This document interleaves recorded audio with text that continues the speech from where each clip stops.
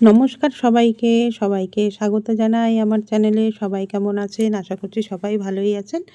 আজকে আমি আপনাদের সাথে শেয়ার করব একটা টক মিষ্টি রেসিপি।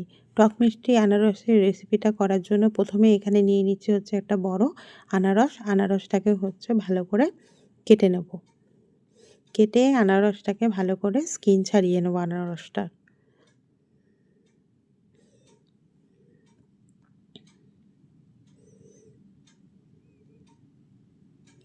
আনারসের স্কিনটা কিন্তু একটু মোটা করেই ছাড়াতে হবে, যাতে আনারসের গায়ে কোনোভাবেই কালো কালো অংশটা যাতে না থেকে যায়, সেইভাবে দেখেই হচ্ছে আনারসটাকে ভালো করে ছাড়িয়ে নেব।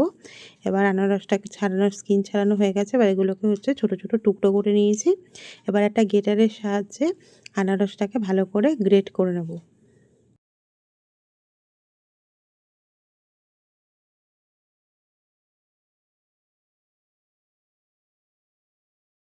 সম্পূর্ণ আনারসগুলোকে আমি এরকম গ্রেটারের সাহায্যে ভালো করে গ্রেট করে নেব।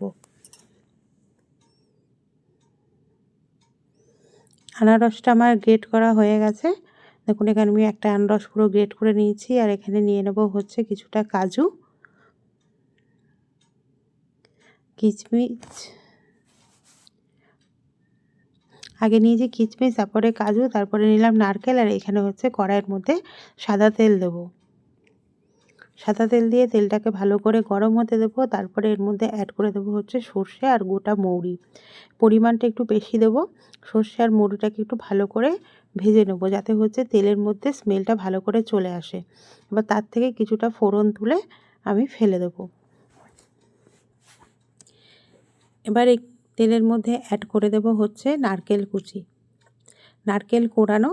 নারকেল কোড়ানো দিয়ে আর তার সাথে অ্যাড করে দেবো হচ্ছে এলাচ। এলাচটা আমি হচ্ছে ফোড়নে দিতে ভুলে গেছিলাম। এলাচটা ফোড়নে দিলে স্মেলটা আরও ভালো হতো, তাই আপনারা হচ্ছে এলাচটা তেলটা যখন মৌরি আর হচ্ছে সর্ষে ফোড়ন দেবেন, তার সাথে হচ্ছে এলাচটাও ফোড়ন দিয়ে দেবেন।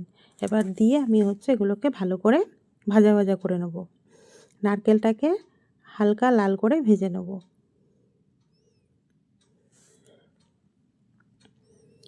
আর ফ্রেন্ড সবাইকে বলবো, সবাই সম্পূর্ণ রেসিপিটা দেখবেন, কেউ স্কিপ করে করে দেখবেন না। আর আমার রেসিপি আপনাদের কেমন লাগে সবাই কিন্তু একটু কমেন্ট করে আমাকে জানাবেন। আর আমার রেসিপিটা যদি পছন্দ হয় তাহলে হচ্ছে চ্যানেলটাকে হচ্ছে সাবস্ক্রাইব করে দেবেন। নতুন যদি কেউ ভিজিট করে থাকেন ফেসবুক থেকে দেখলে পেজটাকে ফলো করে দেবেন। দেখুন আপনাদের সাথে কথা বলতে বলতে আমার নারকেলটা কিন্তু ভাজা হয়ে এসছে। এর কিন্তু কালারটা আস্তে আস্তে চেঞ্জ হয়ে যাচ্ছে। খেয়াল রাখবেন যাতে নারকেলটা কোনোভাবে পুড়ে না যায়। এবার এর মধ্যে অ্যাড করে দিচ্ছি হচ্ছে পরিমাণ মতো লবণ। লবণ দিয়ে আবার নারকেলটাকে ভালো করে ভাজা ভাজা করে নেব।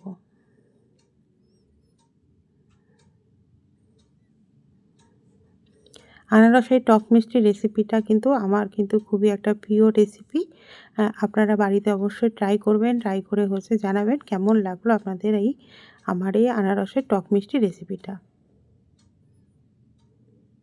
নারকেলের হচ্ছে কালার চেঞ্জ হয়ে এসছে। নারকেল থেকে কিন্তু তেল ছাড়া শুরু করে দিয়েছে।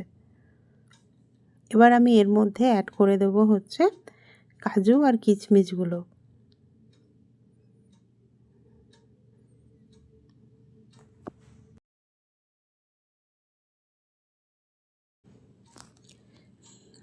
কাজু আর কিশমিশগুলোকে দিয়ে এগুলোকেও ভালো করে ভাজা ভাজা করে নেব। আপনারা যদি ভাজতে না চান সেক্ষেত্রে কিন্তু এই কাজু আর কিশমিশটা কাঁচাও দিতে পারেন। আমি একটু এটাকে হচ্ছে ভালো করে একটু ভেজে দিচ্ছি। ততক্ষণ ভাজবো যতক্ষণ না হচ্ছে কিশমিশটা ভালো করে ভাজা হয়ে যায়, কিশমিশ আর কাজুটা। আর তা ভাজার সময় খেয়াল রাখতে হবে যেন নারকেলটা কোনোভাবে পুড়ে না যায়। নারকেলটা যদি পুড়ে যায় তাহলে কিন্তু টেস্টটাই হচ্ছে পুরো চেঞ্জ হয়ে যাবে। দেখুন কাজু আর কিশমিশটা ভাজা হয়ে গেছে। কিশমিশগুলো কিন্তু ভাজা হয়েছে বলে কিশমিশগুলো কিন্তু ফুলে উঠেছে। এবার এর মধ্যে আমি অ্যাড করে দেব হচ্ছে গ্রেট করে রাখা আনারসটা।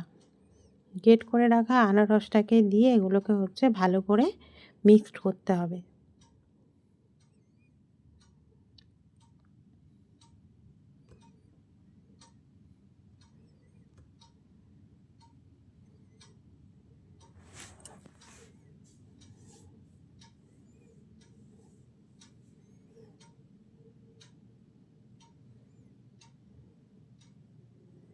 এগুলোকে ভালো করে এবার আমি মিক্সড করে নেব। তারপরে আমি এর মধ্যে অ্যাড করে দেব হচ্ছে, কালারটা যাতে ভালো হয় তার জন্য অ্যাড করে দেব পরিমাণ মতন হলুদ।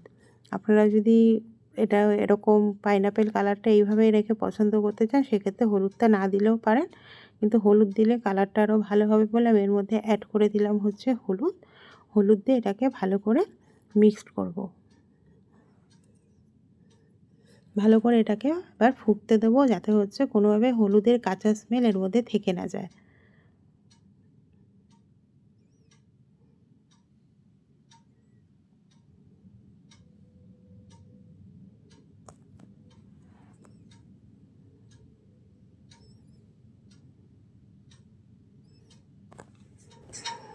হলুদ দিয়ে এগুলো হচ্ছে ভালো করে ফোটানো হয়ে গেছে, আনারসটা কিন্তু ভালো করে সেদ্ধ হয়ে গেছে।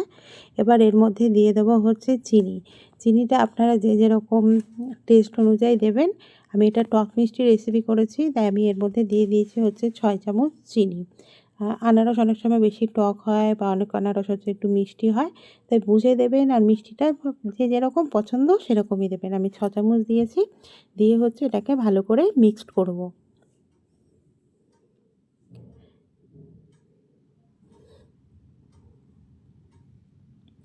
চিনিটাকে দিয়ে চিনিটাকে ভালো করে মেল্ট হতে দেবো। চিনিটা যখন খুব ভালো করে মেল্ট হয়ে যাবে, দেখুন চিনিটা আমার পুরো মেল্ট হয়ে গেছে।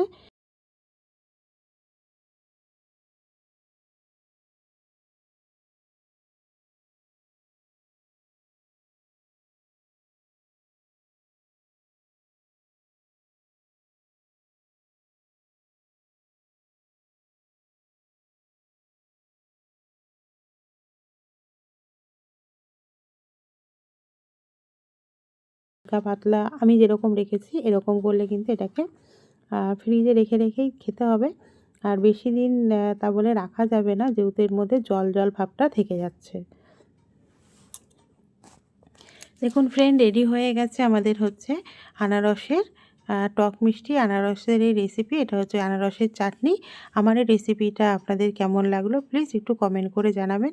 আর সবাইকে অনেক অনেক ধন্যবাদ, অনেক অনেক ভালোবাসা এতক্ষণ ধরে ধৈর্য ধরে আমার রেসিপিটাকে দেখার জন্য আর আমার সাথে থাকার জন্য। সবাই খুব ভালো থাকবেন, সুস্থ থাকবেন। আবার আপনাদের সাথে দেখা হবে আমার নতুন কোনো একটা রেসিপি নিয়ে। তাহলে চলুন আজকের মতন আপনাদের সবাই থেকে হচ্ছে বিদায় নিচ্ছি। সবাই খুব ভালো থাকবেন, সুস্থ থাকবেন। আবার তাহলে দেখা হবে আপনাদের সাথে আমার আরেকটা নতুন রেসিপি নিয়ে। টাটা সবাইকে। আর সবাইকে অনেক অনেক ভালোবাসা এতক্ষণ ধরে আমার সাথে থাকার জন্য।